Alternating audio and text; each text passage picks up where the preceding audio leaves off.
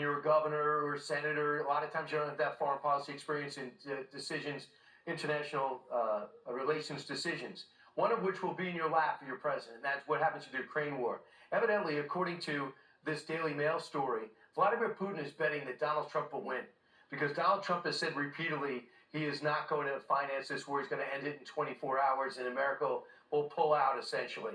Would President Tim Scott be good news for Vladimir Putin?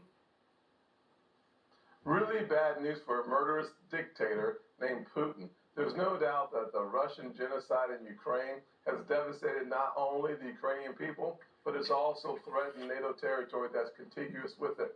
More important than anything else is what is America's national vital interest in Russia and in that conflict. It is simply degrading the Russian military. We have been very effective with our resources without a single boot on the ground. We've been very successful at degrading the Russian military. That's good news for the homeland. It's really good news for our NATO partners. As President of the United States, I would target this rising axis of evil between China, Iran, and Russia. And now in North Korea, it looks like Iran.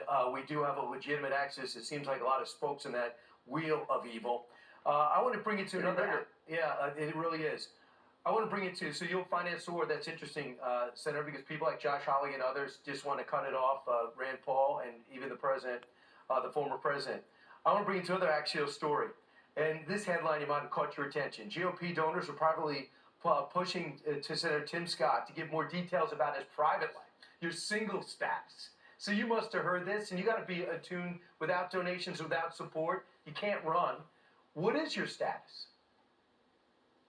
Well, obviously, at this point, I'm taken. I have a wonderful girlfriend, and we have a wonderful relationship. The good news is God has blessed me with a smart Christian woman. That's great news. But more importantly is why are the headlines there? The headlines are there because as I rise in the polls, as people show up at my town halls, it scares even my opponents.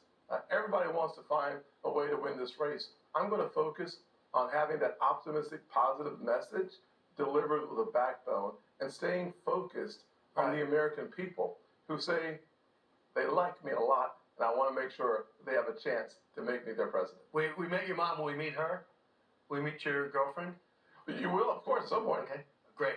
Lastly, on education,